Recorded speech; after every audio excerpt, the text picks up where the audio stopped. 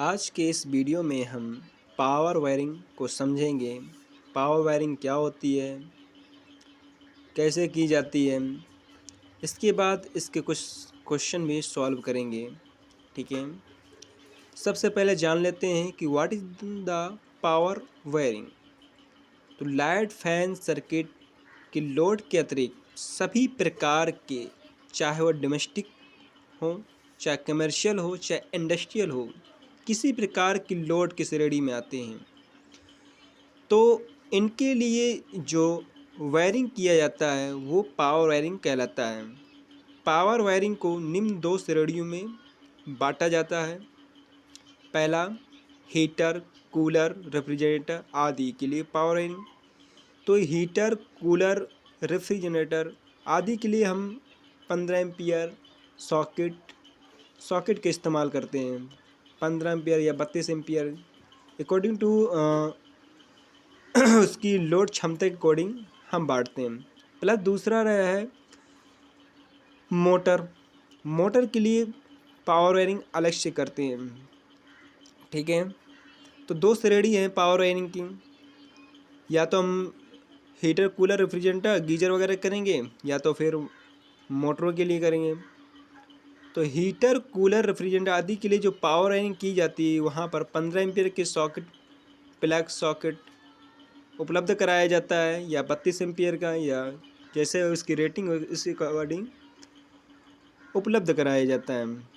ठीक है, मोटरों के लिए जो पावरिंग हम यूज करते हैं वहाँ पर सिंगल फेज़ की है, 2 फेज़ की है, या 3 फेज़ की है। जिस प्रकार की आपकी मोटर है उसी अकॉर्डिंग वहाँ पर एक स्विच लगाते हैं, जिसे बोलते हैं हम, या तो अगर 3 फेज़ की मोटर है तो टीपी, ठीक है, TP NIC, triple pole neutral iron clad का स्विच हो सकता है, या फिर हो सकता है TPIC। ठीक है, आयरन प्लेट का एक बॉक्स बना रहता है, ठीक है, उस पर लगा रहता है TPA, ठीक है, ट्रिपल पोल आयरन का स्विच लगा रहता है। ओके, या तो आपकी सिंगल फेज की है तो DPIC लगा होगा। ठीक है, ओके, ये हम लगाते हैं। क्लियर है? तो देख सकते हैं कि जो विद्युत मोटरें होती हैं, चाहे पंप सेट हो, चाहे मिल हो, चाहे कार्यशाला हो, जानते हो हर जगह यूज की जाती है। तो वहाँ पर हैवी गैस का मेटल कंडक्ट यूज किया जाता है। जो हम पावर वायरिंग इस्तेमाल करते हैं उसमें जो कंडक्ट पाइप यूज करते हैं वो हैवी गैस का मेटल का यूज करते हैं। ठीक है, हालांकि लाइट फैन सर्किट में हम PVC का इस्तेमाल कर लेते हैं। ठीक है, ओके, समझ में आ रहा है ना? ठीक है, नेक्स्ट हम आगे कुछ और पॉइंट समझ लेते हैं। शक्ति तार स्थापन के समान नियम, general rules for power wiring. तो पावर वायरिंग से संबंधित कुछ रूल्स भी समझ लेते हैं। नंबर 1 है, शक्ति तार स्थापन में भारी गेज धातु वाहक नली, मतलब मेटल कंडक्ट पाइप, और या फिर आपका दृढ़ या सुनम्य प्रकार का पाइप यूज करते हैं, उसके अंदर से वायर या केबल ले जाया जाता है। दूसरा पॉइंट है, प्रत्येक मोटर के लिए अलग अलग सर्किट का उपयोग किया जाना चाहिए। थर्ड पॉइंट है, स्विच, डिस्ट्रीब्यूशन बोर्ड, स्टार्टर धातु आवरण युक्त होने चाहिए। मतलब जहाँ स्विच हो, स्विच बोर्ड हो, चाहे डिस्ट्रीब्यूशन बोर्ड हो, चाहे स्टार्टर हो, ठीक है, सभी एक मेटल बॉक्स के अंदर होने चाहिए। चौथा पॉइंट पढ़ते हैं, सभी स्विच, डिस्ट्रीब्यूशन बोर्ड, स्टार्टर आदि को लोहे की बोर्ड, आयरन क्लेड बोर्ड पर लगाना चाहिए। पांचवा पॉइंट है, वाहक नली के अंदर केबल में जॉइंट नहीं लगाना चाहिए। मतलब कंडक्ट पाइप के अंदर जब केबल आप डालेंगे उस पर कहीं भी जॉइंट नहीं होना चाहिए।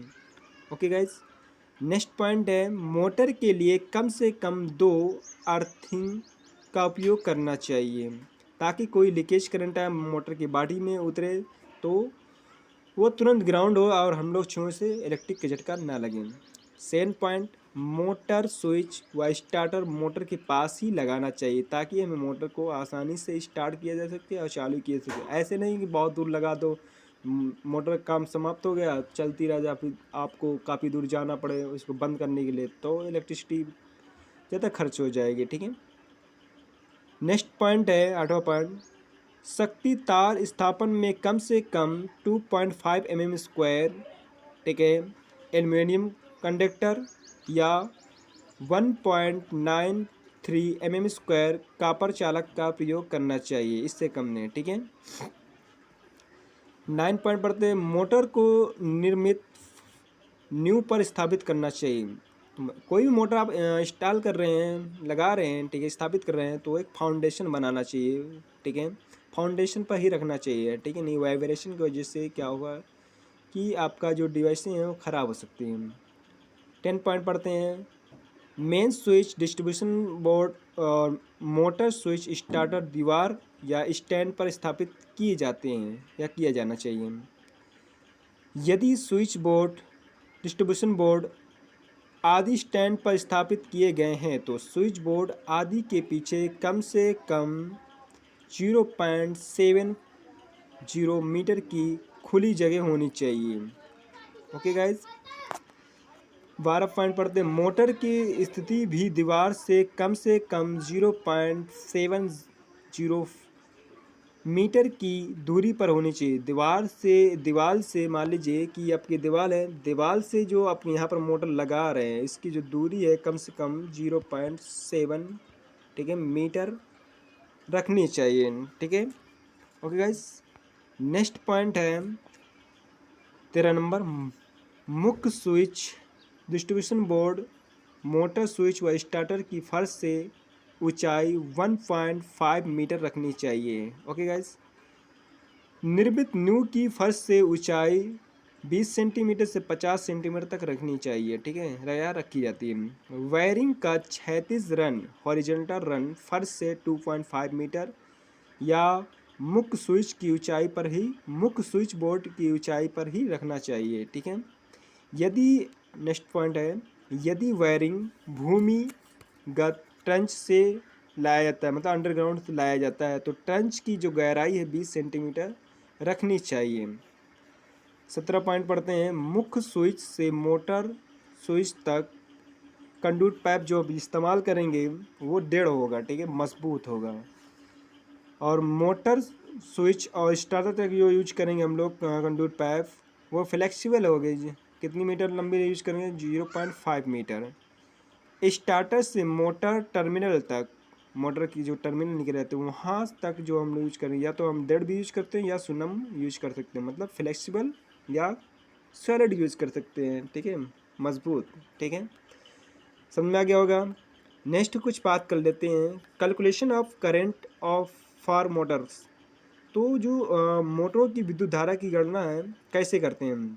ठीक है, हालांकि जो फार्मूले होते हैं, ठीक है, उस फार्मूले के अकॉर्डिंग हम लोग निकाल लेते हैं। ठीक है, तो फार्मूला होता है, अगर मान लीजिए कि आपका मोटर का लोड कितना है, ठीक है, तो Q बराबर जितना होगा लोड, ठीक है, HP गुणे 735.5। ठीक है, तो अगर HP में दिया है तो उसे वाट में हम पहले कन्वर्ट करेंगे। ठीक है, फिर इसके बाद हम धारा का फार्मूला लगाएंगे। ठीक है, यदि आपका कुछ डिवाइसें हैं जैसे गीजर वगैरह हैं और या हीटर वगैरह हमने यूज किया है, ठीक है, या DC मोटर यूज किया है हमने, तो वहाँ पर आपका फार्मूला हो जाएगा Q=VI। ठीक है, पावर का फार्मूला हो जाएगा ये। इससे आप लोग आसानी से Q/V रख कर कैलकुलेशन निकाल सकते हैं। प्लस यहाँ पर एफिशिएंसी भी ऐड करेंगे। ठीक है, जैसा कि ये फार्मूला लिखा है DC मोटरों के लिए। ठीक है, विद्युत धारा निकालने के लिए, लोड करंट निकालने के लिए। प्लस अगर आपकी 3 फेज की मोटर है तो आप लोड करंट निकालने के लिए ये वाला फार्मूला लगाएंगे। यदि आपके सिंगल फेज की मोटर है तो ये वाला आप लगाएंगे। ठीक है, 3 फेज के लिए है या सिंगल फेज़ के लिए या फिर डीसी मोटर हैं। तो तीनों फार्मूले तीनों मोटरों की अलग अलग दिया गया है। सभी में एफिशिएंसी आप दक्षता का भाग देंगे, ठीक है। तो मोटर की दक्षता ईटा एफिशिएंसी है, पावर फैक्टर कॉस फाई का मान निम्न विवरण सारणी के अकॉर्डिंग रखा जाता है, ठीक है। अब यहाँ पर जो दिया है आप देख सकते हैं यहाँ पर, ठीक है, एचपी में दिया है हार्स पावर 700। अगर बात कर ले कि यहाँ पर 735.5 कहाँ से आया, तो एक एचपी बराबर क्या होता है, ठीक है, एक एचपी बराबर 735.5 वाट मेट्रिक में होता है, मेट्रिक में होता है, ओके। और एक एचपी बराबर 746 वाट, ठीक है, ये आपके ब्रिटिश में होता है, ठीक है गाइस। तो यहाँ पर आपको दिया एचपी दिया है, एचपी में दक्षता प्लस नीचे दिया है पावर फैक्टर, ठीक है, कास, ठीक है, शक्ति गुणा। तो यहाँ पर दिया है 1 एचपी से कम, तो दक्षता देखेंगे यदि आपकी मोटर है 1 एचपी से कम है तो उसकी जो एफिशिएंसी होगी 0.5 से, देख सकते हो 0.5 से 0.65 तक होगी। जो पावर फैक्टर हम लेंगे कैलकुलेशन सॉल्व करने के लिए, ठीक है, वो इस्तेमाल करेंगे 0.6 पावर फैक्टर, ओके। नेक्स्ट हम बात कर लेते हैं, यदि हमारी मोटर 1 एचपी से 2.5 एचपी तक है तो उसकी एफिशिएंसी जो हम लेंगे ये लेंगे 0.7 से 0.75 तक, कोई भी वैल्यू ले सकते हैं। और उसका पावर फैक्टर लेंगे हम 0.7 लेंगे, ओके गाइज, मतलब 70% और लेंगे उसका पावर फैक्टर।